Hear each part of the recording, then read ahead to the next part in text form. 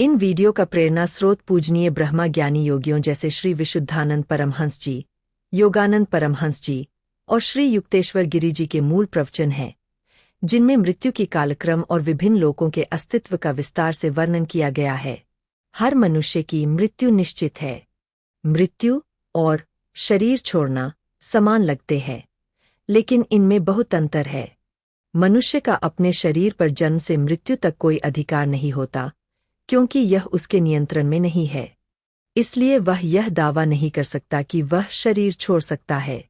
जिस चीज पर उसका अधिकार ही नहीं है, उसे वह कैसे छोड़ सकता है? जो अज्ञानी, बिना ज्ञान वाले होते हैं, उन्हें अपने शरीर, मन और आत्मा के निर्माण का कोई ज्ञान नहीं होता, इसलिए वे न तो शरीर बना सकते हैं और न ही उसे छोड़ सकते हैं। लेकिन जो ज्ञानी होते हैं, उन्हें शरीर, मन और आत्मा की पूर्ण जानकारी होती है। इसलिए ज्ञानी कह सकते हैं कि वे अपनी इच्छा से शरीर छोड़ सकते हैं। सामान्य लोगों के लिए मृत्यु ही सत्य है, क्योंकि जीवन के दौरान वे कर्मों से बंधे होते हैं और मृत्यु के बाद वे विभिन्न चरणों से गुजरते हैं, जिन्हें वे टाल नहीं सकते।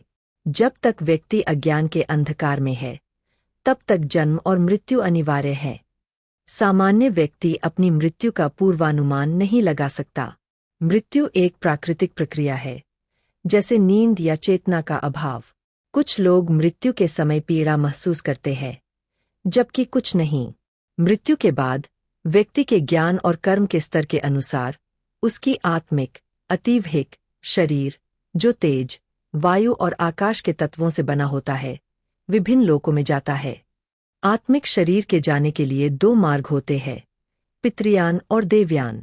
पितृयान का अर्थ है आत्मिक शरीर का कृष्ण, अंधकार मार्ग की ओर बढ़ना, जबकि देवयान का अर्थ है आत्मिक शरीर का सूर्य, प्रकाश मार्ग की ओर बढ़ना। सामान्यतः सभी अज्ञानी पहले पितृयान के माध्यम से आगे बढ़ते हैं। अतीवहिक आत्मा शरीर को भूख और प्यास लगती है, जैसे हमें। इसलिए श्मशान में दाह संस्कार से पहले श्राद्ध किया जाता है। ये आत्माएं 1 वर्ष तक उस स्थिति में रहती है और उसके बाद फिर से श्राद्ध किया जाता है। तब वे अपना प्रेत शरीर छोड़ देती है और उनके नए शरीर बनते हैं, जिनमें उनके अच्छे और बुरे कर्मों का मूल्यांकन कर उन्हें विभिन्न लोकों में भेजा जाता है, जिसे धर्मराज, यमराज द्वारा तय किया जाता है। अधिकांश लोग मिश्रित, अच्छे और बुरे कर्म करते हैं, इसलिए उन्हें नर्क में भेजा जाता है, जहां अलग अलग तरह की कम, मध्यम और अत्यधिक कष्टदायक सजाएं दी जाती है।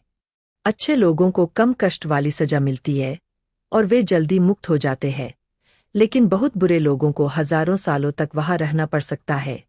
परंतु कोई भी व्यक्ति स्थायी रूप से स्वर्ग या नर्क लोक में नहीं रह सकता, क्योंकि ये सभी लोक माया के अधीन हैं।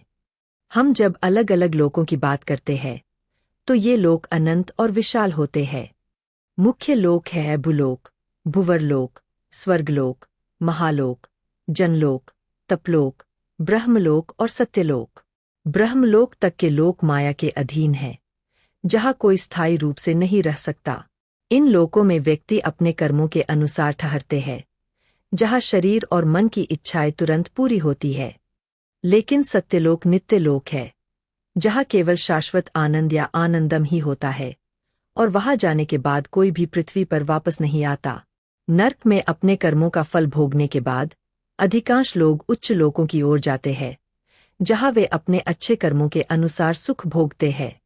अच्छे कर्म वाले लोग जन्म लेकर एक अच्छी और प्रतिष्ठित परिवार में पैदा होते हैं, ताकि वे अपनी बाकी इच्छाओं को पूरा कर सकें।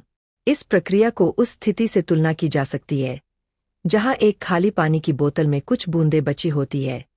उसी प्रकार ऐसे व्यक्ति एक अच्छे परिवार में पुनः जन्म लेते हैं।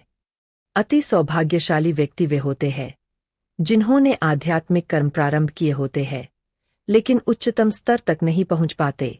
वे आत्मज्ञानियों या ब्रह्मज्ञानियों के परिवार में जन्म लेते हैं। गीता और भगवद में भी इस विचार का समर्थन किया गया है, जैसे अजामिल की कथा। सामान्य व्यक्ति जिनके कर्म माया से प्रेरित होते हैं, वे इन लोकों में भोगने के लिए जाते हैं, लेकिन आत्मज्ञानी धीरे धीरे उच्च लोकों में चले जाते हैं और अंततः ब्रह्मलोक तक पहुँचते हैं, जहां वे नित्य लोक में प्रवेश करने की प्रतीक्षा करते हैं। आखिरकार, जो आत्माएं श्राद्ध और अन्य कर्मकांडों से वंचित रह जाती है, उन्हें प्रेत योनि में भटकना पड़ता है, जहां वे भूख, प्यास और अन्य शारीरिक कष्टों का सामना करती है। इसी संदर्भ में योगानंद परमहंस और उनके गुरु श्री युक्तेश्वर गिरी का एक विशेष प्रसंग आता है। योगानंद परमहंस, जब उनके गुरु का निधन हो गया, तो वे मुंबई के एक होटल में दुखी होकर बैठे थे। तभी उन्हें श्री युक्तेश्वर गिरी जी का एक रहस्यमय दर्शन हुआ। युक्तेश्वर गिरी ने उनसे कहा, हाँ मेरे बच्चे, मैं वही हूँ। यह एक मांस और रक्त से बना शरीर है। यद्यपि मैं इसे सूक्ष्म रूप में देख रहा हूँ, तुम्हें यह भौतिक शरीर जैसा दिखाई दे रहा है। मैंने ब्रह्मांडीय परमाणुओं से एक नया शरीर बनाया है, ठीक वैसे ही जैसे तुम्हारे स्वप्न संसार में पुरी के रेत के नीचे रखे उस स्वप्न शरीर को।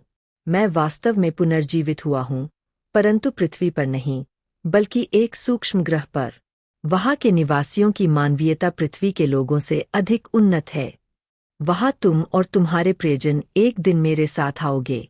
उन्होंने हिरण्यलोक के बारे में बताया, जो मायालोक और नित्यलोक के बीच का एक स्थान है। उन्होंने कहा, हिरण्यलोक के निवासी पहले ही सामान्य सूक्ष्म लोकों से गुजर चुके हैं, जहाँ पृथ्वी के सभी जीवों को मृत्यु के बाद जाना होता है। वहाँ उन्होंने अपने कर्मों के बीजों का समाधान किया है। केवल उन्नत आत्माएं ही सूक्ष्म लोकों में इस प्रकार के कर्मों का निवारण कर सकती है। इसके बाद अपने सूक्ष्म शरीर में छिपे कर्मों के प्रभाव से मुक्त होने के लिए इन्हें ब्रह्मांडीय नियम द्वारा हिरण्यलोक में एक नए सूक्ष्म शरीर के साथ पुनर्जन्म दिया गया। मैं भी वहाँ पुनर्जीवित हुआ हूँ ताकि उन्हें मदद कर सकूँ। वहाँ कुछ और भी उच्च आत्माएं हैं, जो सूक्ष्म से भी अधिक सूक्ष्म कारण लोक से आई है। हिरण्यलोक और अन्य उच्च लोक असीम सुंदर, स्वच्छ, शुद्ध और सुव्यवस्थित होते हैं। वहाँ मृत ग्रह या बंजर भूमि नहीं होती। पृथ्वी के दोषों जैसे खरपतवार, बैक्टीरिया, कीट, सांप आदि का वहाँ कोई स्थान नहीं होता। पृथ्वी पर मौसम और जलवायु बदलते रहते हैं, लेकिन उच्च लोकों में शाश्वत वसंत का सुखद तापमान बना रहता है। वहाँ कभी कभी उज्ज्वल सफेद बर्फ गिरती है और रंग बिरंगी रोशनी की बारिश होती है। हिरण्यलोक के परिदृश्य में नीलमणि झीलें, चमकदार समुद्र और इंद्रधनुषी नदियाँ फैली रहती है। वीडियो देखने के लिए धन्यवाद। यदि आपने वीडियो को पसंद किया है, तो कृपया टिप्पणी करें, लाइक करें, शेयर करें और चैनल को सब्सक्राइब करें। नए वीडियो की कोई भी सूचना पाने के लिए घंटी आइकन दबाएं।